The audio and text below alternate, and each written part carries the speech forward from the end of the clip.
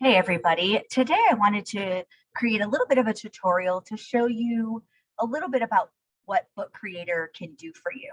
Okay, I've had it in my newsletter the past couple of weeks with some student samples, but since we are going to be getting it for next year, I thought I would go ahead and create a quick little, like I said, show and tell a little bit about what Book Creator can do for you. Okay, so you'll just go to bookcreator.com for now. It sounds like next year it'll be in the on your Clever dashboard, and it'll be rostered for the kids. Okay, but for today, I am using the web-based version, and you can see there's a student sign in. The students would sign in with their Microsoft account. They're already logged into their computer, so it should take them right in. If it does not, they just have to use their login to get in. It will eventually ask them for a code, kind of like Kahoot or Bookit does, and they'll just add that code that would be generated on the teacher side, okay? But for us, we are going to click the blue link here that says switch to teacher. Okay, so we're going to switch to teacher. As you can see, the screen turns blue. And again, I am going to sign in with my Microsoft credentials. I've been in, so it might take me in. Nope, guess not. Okay. It might ask you this a couple of times. It's kind of finicky. So don't be surprised if it does ask you twice. No big deal. Just go ahead and do it, I guess, and call it good. See, there it is again.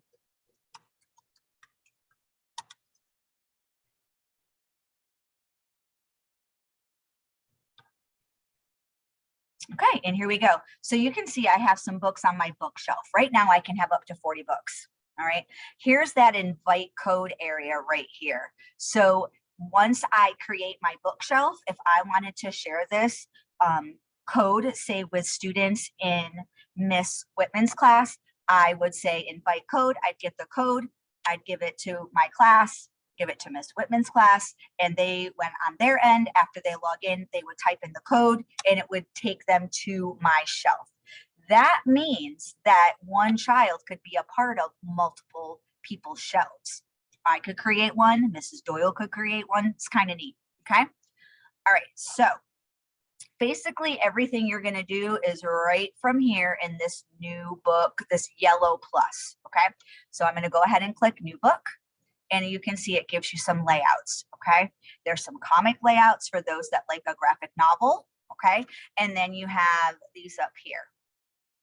I'm gonna choose the landscape in just a moment, but let me just show you real quick the templates. Some really, really neat ideas for different things. So those of you, which I think is everybody that has to kind of do an informational how to, type of writing, these types of things would probably be really good. There's some great themes and some templates. Okay, so if maybe something there, wet your whistle, that might be great.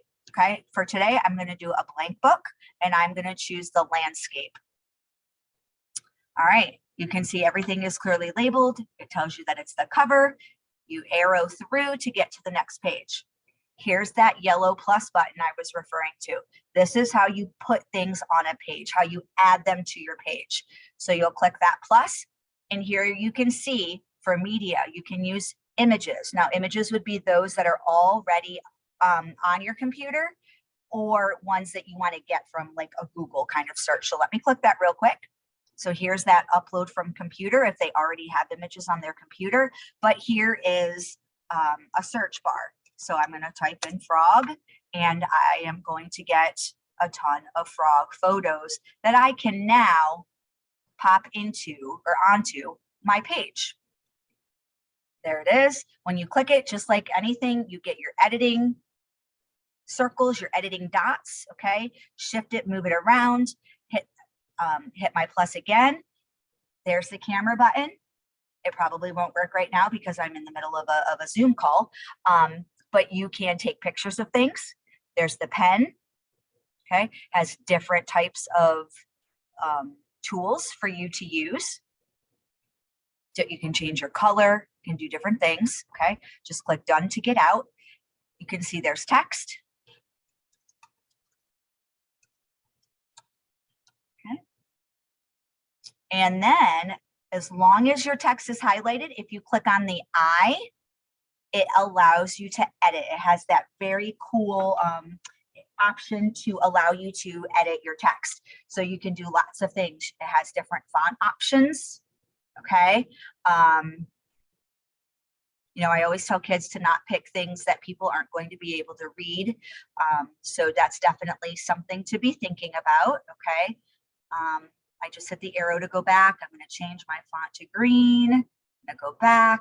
I'm going to make my text size bigger.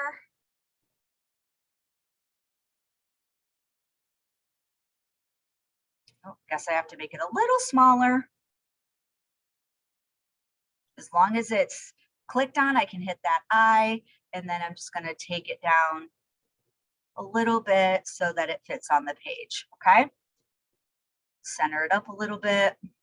Okay. And I might even want to add another line of text to say written.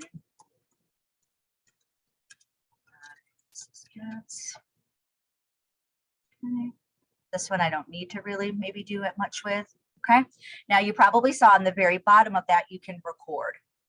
So when you hit this, it does a allow mic kind of question. It'll count you down a little bit. Kids start talking.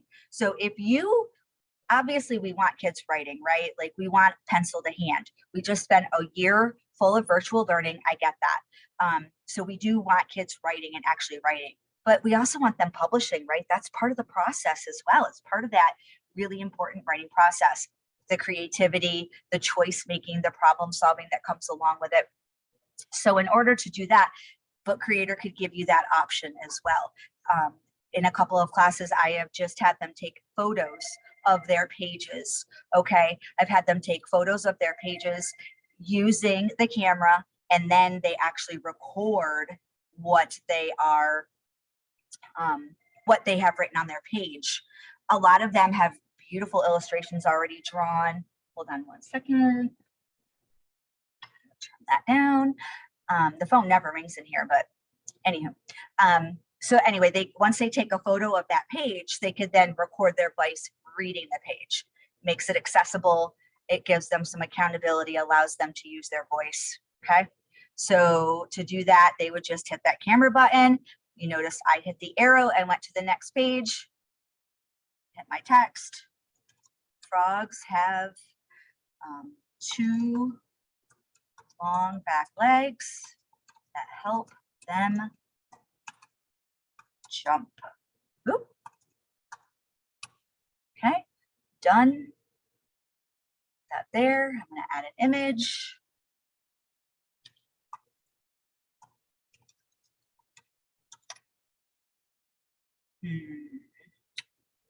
I don't want the cartoony ones.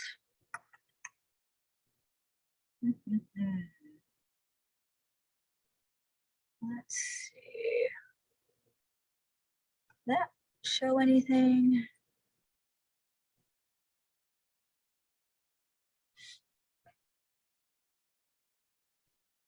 It doesn't. So I'm going to delete that one. Okay, but you get my point. Okay, they can find images to match. This would make a great station, those kinds of things. It would keep their stuff. Okay, it also has, I clicked on the eye again, nothing is selected this time. It allows them to choose different categories, different backgrounds. There's different patterns, right, that they can just import to their page. Okay, it fills the whole page. Again, you're going to have those design conversations about, does this look good? Can people read it? Those types of things. Okay, but there is a, a background feature. All right. Again, the eye, when you're clicked on text, you get a text editing. Okay, you can lay, it allows you to layer, it allows you to lock things down. Okay, so it's pretty cool. I think it's a super tool to allow us to do different things. So now I'm back on the plus page. I've gone through kind of these tools. There's shapes, okay, different speech bubbles. So there's different things in here, okay, and then the more button allows you to upload a file. Okay, it also looks like if it's an embed, it might allow you to like pop in if you wanted to create something. Maybe it's an all about book and they found a YouTube video on something that maybe they want to embed that video into their book creator book, and have it be kind of truly a digital ebook. Okay. I think those are all the options. Okay. So then once you finish this and on the kid side, they finish. Okay. Here are my examples. On the teacher, back to the teacher side, what I have learned is that kids can see each other's books on that bookshelf. So this might be what a kid sees with all 20 of everybody in their class, unfortunately.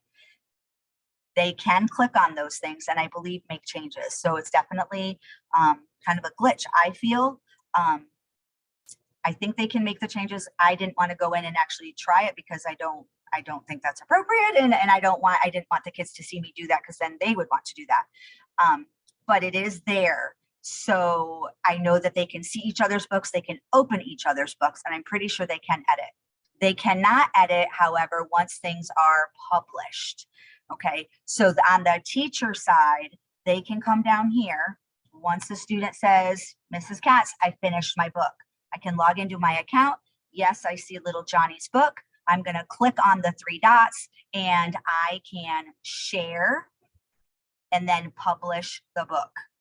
Okay, which is this symbol, which is this book right here from another student in Miss Sanders' class, has published this book as her and I were trying to figure this out. Once things are published, it does get a share code, like a link, and that link can be sent out. Like they could put that link into Seesaw, share it with their families and those types of things. So it's pretty cool. In case you haven't seen it, I'm just going to scroll through this finished one. Okay. So here's her table of contents. Here's her intro. I shared the sound, so let's see if you can hear it. Sea turtles can be many types like leatherback and many more. This report will explain their body, habitat, diet, and more. So you can see she read the text that she wrote on the page. Her illustrations are all there. Okay. A sea turtle's body is very unique. The average height and length is 7 to 8 feet. Sea turtles' average weight are 2,000 pounds. Sea turtles are normally green. Some have colored marking. A special feature is 4 flippers because other animals may not have 4 flippers. Okay. So you can see the time and effort that went into working on this book. It's beautiful. So to do it in this format might make more sense than actually having her retype everything, redraw everything. It would take a really long time. And to draw, again, it's under the P, and then there was the pen tool where they could draw. We do have touch screens, so it might be easier for them to draw. Styluses would be, an option for all of that. Okay, but you can see her book. This was just a mock, so we didn't add sound to every page, but eventually in her real one for Miss Sanders, she absolutely did do that. And then there's the end here.